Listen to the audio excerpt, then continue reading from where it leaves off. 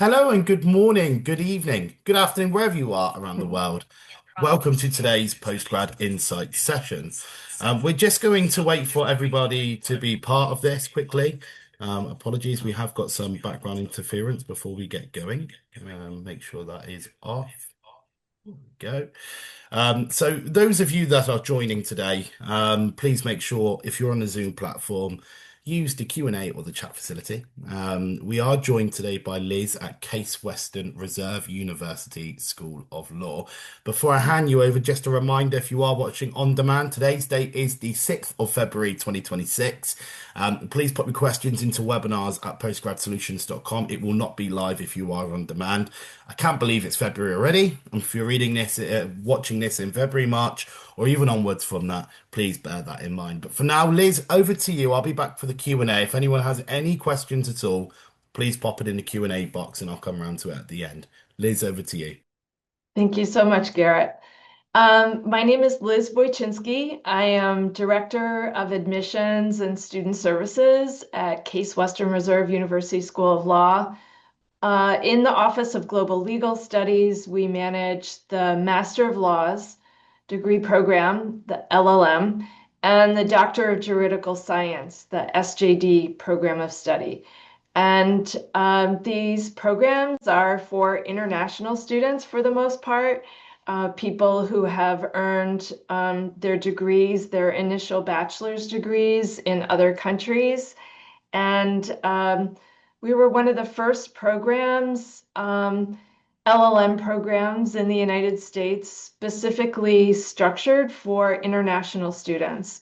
And we've been enrolling international students since 1992 here at the law school, and we have close to 1,800 alumni practicing law and working in international business and intellectual property all over the world, teaching law.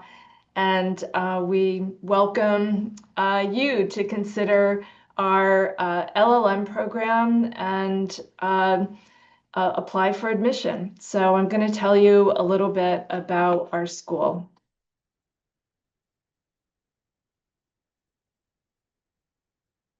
We're part of a large research university here at the law school. We have 8 different schools: medical, dental, nursing, social work, business, engineering, College of Arts and Sciences. And so we are a national research university. And we attract students as a university from all over the world into all programs of study. The Times World Best Universities just put Case Western Reserve University as number 27 in the world. And this new ranking places an emphasis on results. Students who enroll, talented students who enroll, and then make a difference in the world, being leaders in business and industry and science. These are other rankings that are prominently considered. And yeah, Case Western Reserve University is a prestigious place to study. Specifically for the School of Law, our LLM program has been listed repeatedly in the International Jurist publication, and most recently, it's been included again as one of the top LLM programs in the United States. Also, we have been recognized in Pre-Law Magazine for many programs of study, and the ones that intersect with our LLM programs are things like international law, intellectual property law, business and corporate law, environmental law, and some other areas. Also, our faculty at the law school are prominent scholars, and their publications are cited by other scholars that publish. And for the number of citations to our faculty's research and publications, we rank number 43 in the United States. International law has long been one of our most prominent sort of focuses and programs of study here at the law school. And we're ranked among some other very prestigious universities in the United States for our strength in international law. In the Master of Laws degree program, our LLM degree program, we have 4 programs to choose from. The original LLM degree program was the US and Global Legal Studies degree that we still offer, and it's a very popular choice. Um, in all 4 of the degree programs, we have 3 required classes that help international students get educated about US and common law. So there's an introductory class to US government and law, an introductory class to US legal writing, and another introductory class that focuses on contract law. And those 3 classes are required in all our degree programs, all 4 listed here. In the US and Global Legal Studies, LLM, those are the only required classes. So the other credits that need to be completed, up to 24 credits, can be from any class at the law school. So students can put together a wide variety of subjects that interest them, or they can pick 10 credits within the degree program to have like a minor or a concentration within the larger US and Global Legal Studies LLM. So I've listed here some options like health law, bankruptcy, investment law. We help students pick the concentrations in areas of interest to them, and we can customize it to students' interests. It's also the best LLM degree for sitting for a US bar exam because it allows students to choose the classes that are tested on the bar exam. And taking those classes definitely gives students a leg up on being prepared to pass the bar exam, hopefully on the first try. So I'll talk a little bit more about that at the end of the presentation. Our most popular LLM degree is the LLM in International Business Law. We have many electives, dozens of electives that students can choose from in international business law. And then, of course, the LLM in intellectual property law and the LLM in international criminal law. So, again, lots of electives to pick from. The difference between those 3 degrees and the one that's the LLM in US and Global Legal Studies is that all 24 credits, aside from those 3 introductory classes, have to be in that particular area. So if you're studying intellectual property law after the 3 intro classes, all your classes would be in IP law. We do have students who stay at the law school to pursue an SJD degree. That is considered to be the highest degree in law offered. It's sort of the equivalent of a PhD degree. And it's for people who want to go home to their countries and teach law, or perhaps work in government service at the highest level to construct policy and be an advisor. So yeah, we have about 40 students right now in our LLM degree programs, and we have about 40 students in our Doctor of Juridical Science degree programs. Some LLMs stay for the JD degree. As many of you know, that's the first degree in law offered in the United States.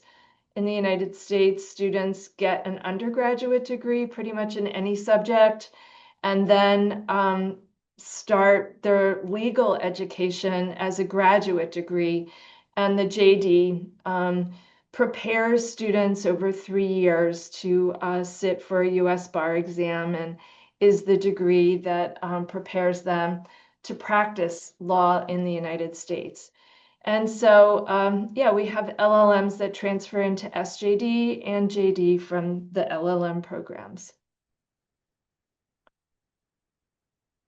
So we have a lot of ways that you can think about staying for an OPT opportunity, optional practical training where you can extend your student visa for up to a year to pursue a legal internship. And one way to look for those kinds of opportunities is to work through our office with our extensive alumni network and network for opportunities. We have LLM graduates practicing law in many different corners of the United States. We also have professional associations in the city of Cleveland where we have an active international law community, people practicing international business law and IP law, and those lawyers get together for lectures and events, and our students are invited to learn at those events and also to meet lawyers in Cleveland who are practicing in the areas that they're studying.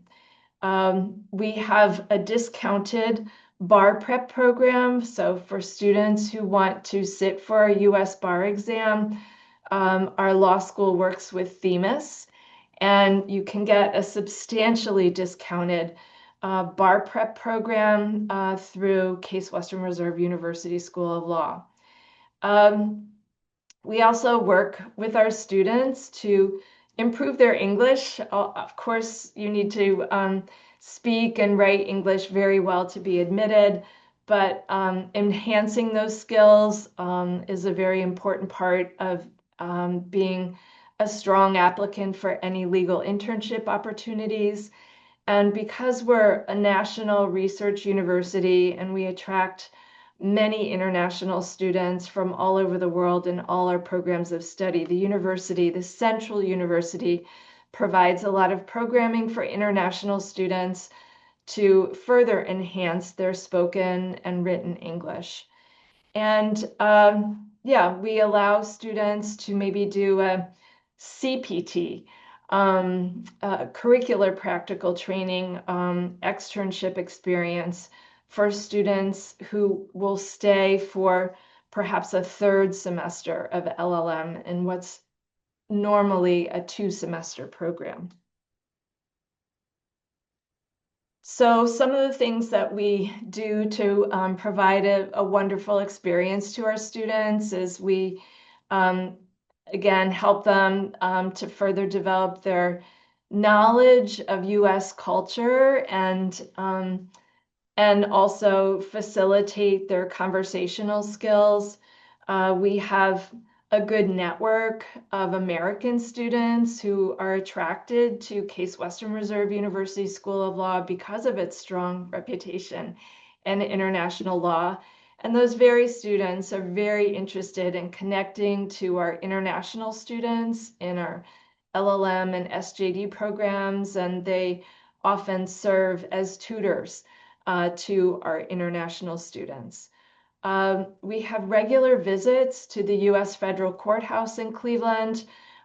We go and see court proceedings, and we have an opportunity to talk with the judge after the proceedings and even go into the judge's chambers. And that's a wonderful experience that all our students really appreciate having. We, as an office, try to build community among students who come from all different parts of the world. And we want to also introduce them to life in Cleveland and life in the United States. Cleveland is a culturally rich city. And we know that, of course, you're here in the United States to get a Master of Laws degree and excel in your field of study, but also some of the things that students value for the rest of their lives are those extracurricular activities. So we have a picnic at the Case Farm. We take students to Niagara Falls, in Western New York. It's not far. We have other cultural amenities here in the city that I'll talk about in a little bit. And then I've mentioned before the professional associations that invite our students to participate in legal lectures so that they can learn from Americans practicing law here. I've talked about our alumni, close to 1,800 of them since 1992. And these are just a few of the prominent LLM alumni who from Canada and India and Thailand, who have achieved tremendous professional success returning to their countries with an LLM degree from Case Western Reserve University School of Law. A little bit about Cleveland. We're located on the northeast corner of the state of Ohio, and we're on, as you can see, the Great Lakes, which is one of the world's greatest sources of fresh water. And you can see that within a 500-mile radius, which is an easy day's drive. We're very close to major metropolitan areas like Chicago and New York City, Washington, D.C., and Philadelphia. And that makes it a very, and it's a great place to be. Cleveland itself is a great place to be, but it's easy to get around and see other parts of the United States as well. This is a picture of our campus. And if you look on the horizon there, that is Lake Erie, one of the 5 Great Lakes. You can see the blue line there. And then off in the upper right-hand corner is downtown Cleveland, where many of the city's legal offices and businesses are located. And we're at Case Western Reserve University is on the east side of Cleveland. So it's about a 10-minute drive from the university into downtown Cleveland. Of course, there's great public transportation as well. And this east side campus in Cleveland is a park, hundreds of acres, and it's green and it's quiet, and it's just a lovely place to study. In the lower left-hand corner with the fantastic wavy metal roof is our business school. To the right of that is, with the green roof, is our law school. And of course, the campus extends much beyond what you see here, but you can also see parts of what we call University Circle. That's our neighborhood. And University Circle is the cultural hub of Cleveland. And many of these resources are right across the street from the law school. So again, that's a picture of the law school circled in red. And you can see that the circular pattern of the cultural institutions that are literally right next to the law school. So some of the amenities that I've referred to briefly include the Rock and Roll Hall of Fame. Rock and roll was coined and promoted in Cleveland many years ago, and we have a famous building built by I.M. Pei that honors our nation's origins and the origins of rock and roll. Then we also have lots of downtown bars and restaurants and comedy clubs and theaters that you can see off of East 4th Street there. That's a pedestrian-friendly street. In the upper right-hand corner, that's Edgewater Park. That's one of the beaches that's in and around Cleveland. That's the one downtown. It's a terrific place to hang out and walk and enjoy the water. In the lower left-hand corner there, you can see the Cleveland Museum of Art. It's considered one of the top art museums in the United States. has an extensive collection from all countries and all periods of art. And it's unique in that it's free. So anybody can walk in anytime and enjoy the collections. It's a great place to just cross the street from the law school and take a study break and go to the art museum. Then in the center there is the Cleveland Botanical Gardens, again, just across the street from the law school. The gardens are absolutely beautiful, and the indoor um, gardens are a desert and a rainforest that students can visit. And then on the lower right is the inside of Severance Hall. That's the home of Cleveland Symphony Orchestra, and it's one of the best orchestras in the United States. We have famous musicians come all the time from all over the world to perform with the Cleveland Orchestra. And our office arranges tickets that are very inexpensive for our students to take advantage of the concerts at Severance Hall. So another great thing about our neighborhood is that we have an English language school right on our campus. It's ELS. They have English language teaching all over the world, and in many campuses across the United States. That's a 5-minute walk from the law school, and we have a number of students who choose to study in English on campus here at Case Western Reserve University, and they finish the highest levels of ELS, either 111 or 112, and then they qualify for admission on the basis of graduating from ELS. So then they don't have to submit a TOEFL, an IELTS, or a Duolingo score.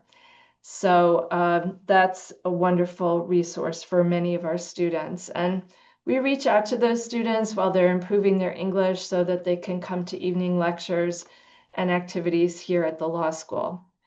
So we have here our tuition and estimated living expenses. Rent in Cleveland, it being a medium-sized city and the in the Midwest, it's a less expensive city to live in than many other parts of the country. We have uh, an office, and our office here helps students find apartments in Cleveland. Many of them are within walking distance. And yeah, then students, as you know, are required to have health insurance, and they can either purchase that from the university or their own. So the application deadline is October 15th for the spring semester and April 1st for the fall semester. We have an online application. We don't charge an application fee. And we evaluate applications on a rolling basis. So we'll give you an admit decision and a scholarship decision within a week or so of your completing your application. You just have to upload copies of your transcript, your personal statement, and 2 letters of recommendation. So pretty much our standards for admission are pretty straightforward. Generally, we're looking for the equivalent of like a B average in your undergraduate studies.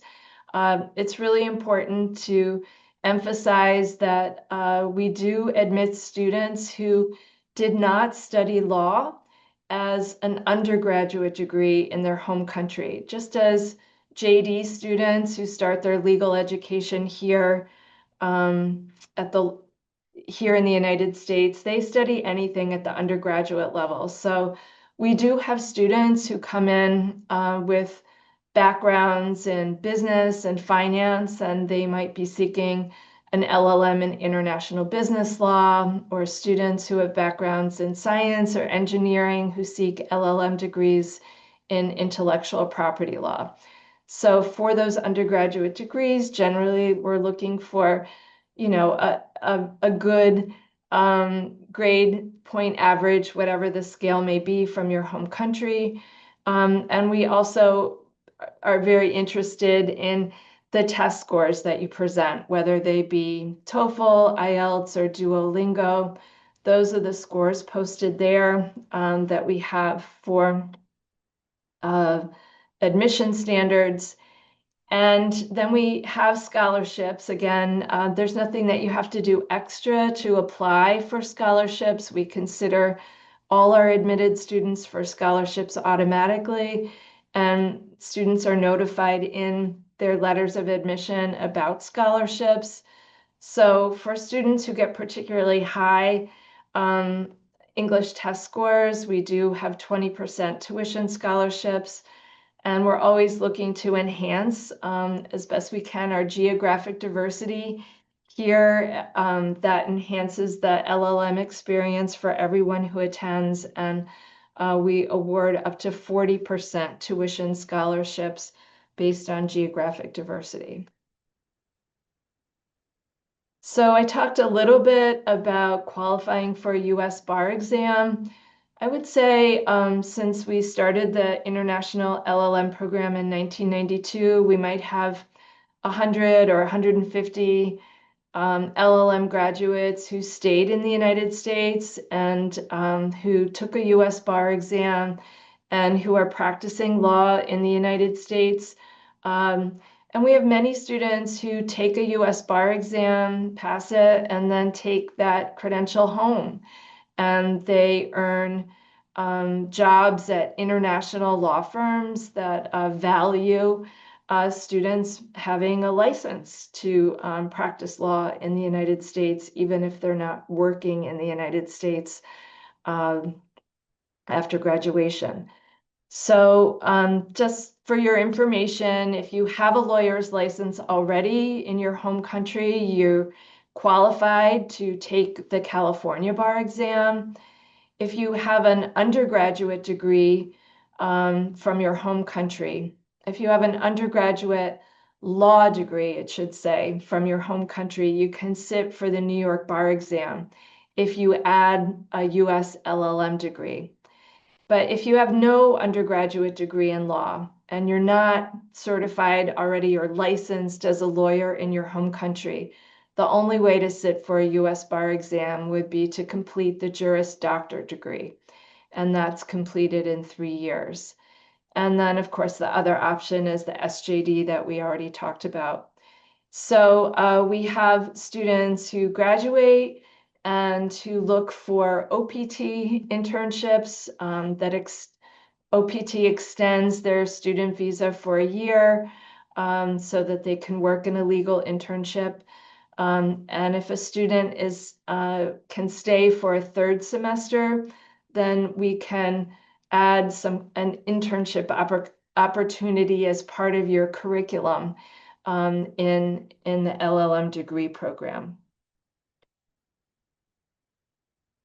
So that concludes my presentation, a quick summary of the LLM experience at Case Western Reserve University.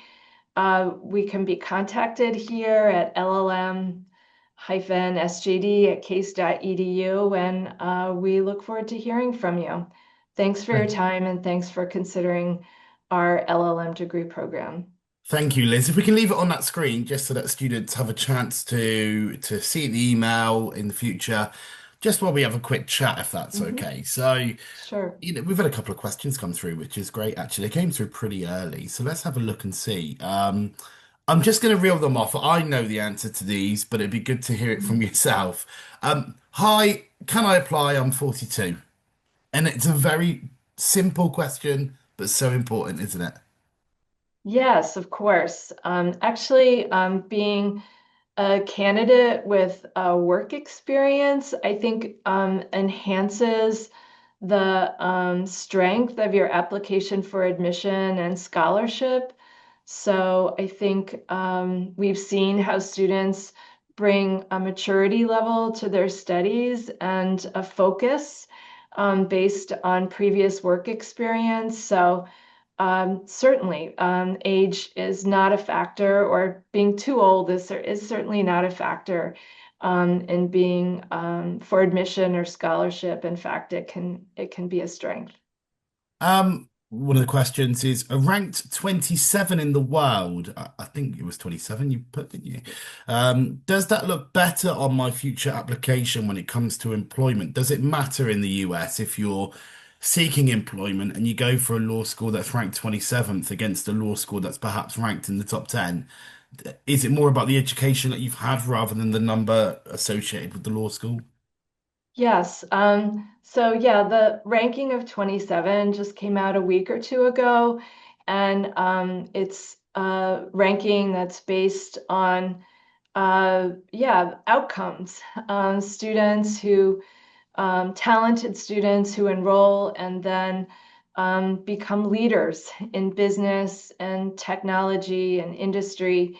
And yeah, definitely, I think it's fair to say that when you're looking for your first job out of school, name recognition for the university can be important. So, um, definitely, Case Western Reserve University is known in the United States. And as I talk to people around the world, it's known around the world.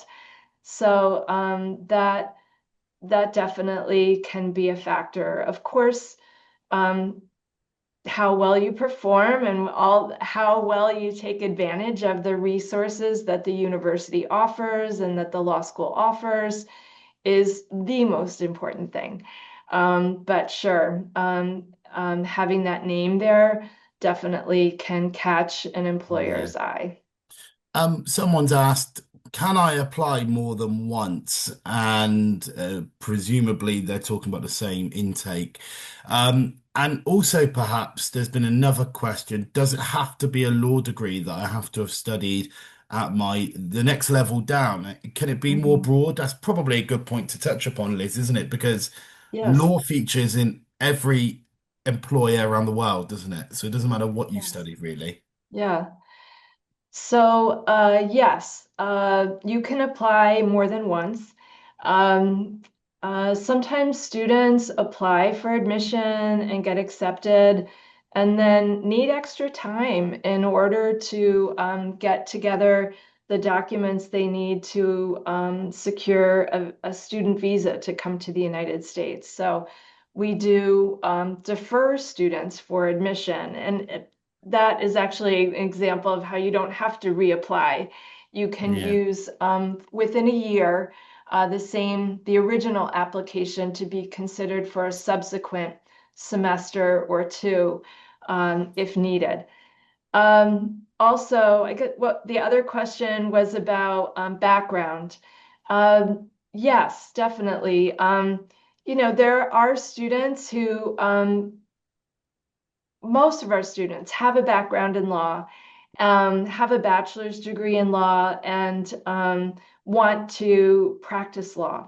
But there is a significant minority in the LLM program, I would say like 20% or so, who don't have a background in law. Hmm. And maybe they don't even want to practice law when they finish the LLM. And they just feel that having a knowledge of how law impacts trade or how it impacts trademark or patent law or whatever else they may be working in, that kind of or compliance, that those kinds of that knowledge set is very helpful in a number of different careers. So the LLM degree is flexible like that. So back to the admissions point of the question, yes. So if your background is in a different area than law, we definitely value those bachelor's degrees and look for, ways that we can, how you can use the LLM to enhance what you've done in the undergraduate level or take a new direction with the LLM.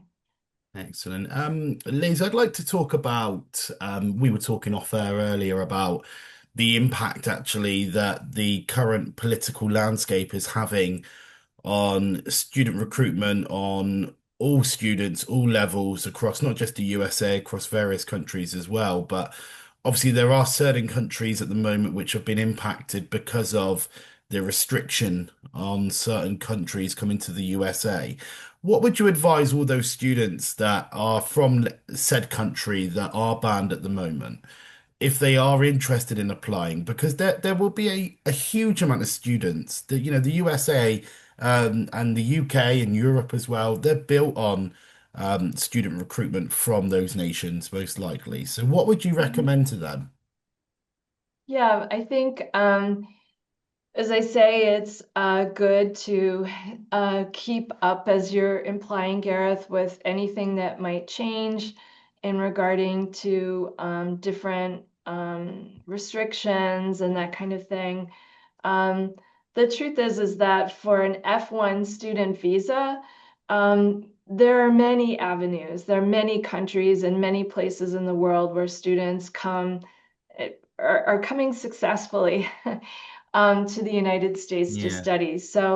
Um, so what seems like it could be restrictive or not welcoming, and I think students will find as they reach out to individual universities that we're accustomed and to working with international students. We understand your situations. We welcome you to the United States to study at our universities, and uh, you'll find partners who will help you understand the restrictions and find ways that keep the doors open for you. It may be just a different way of doing things. So yeah. that works. Yeah. It does. And I think for any student watching today or in the future, please just communicate. I think that's the key here is the law school, any member of the law school will be willing to help you. They want you to come to the law school first and foremost. Liz will vouch for Mhm. that. And most importantly, if they don't know what is required and perhaps the challenges that you're having to overcome, how are they going to be able to help? So please communicate, please talk. Okay, just a final point, Liz. Let's talk about the program itself, the flexibility. We've heard about the different nationalities, the different cultures. Talk to me about the classroom itself, because one thing that struck me was the personal nature of it and how much, I know it sounds silly, even knowing someone by their first name and talking to them daily will have an impact on their learning. And that's presumably why it doesn't appear hugely high, 27 on the list, but that is when you factor in how many universities and law schools there are, why you're so high. Yeah, so definitely, as the international jurist has recognized us repeatedly over the years, one of the things that's been cited is the student experience that we provide. So we take great pride in working with students on a personal level. So, for instance, I'm actively in touch with all our admitted and enrolling students before they even arrive in the United States by WhatsApp and WeChat. We help students get rides from the airport. We help students find apartments. We help students integrate themselves into the life of the law school, not only in the LLM program, but in the law school community with other American students.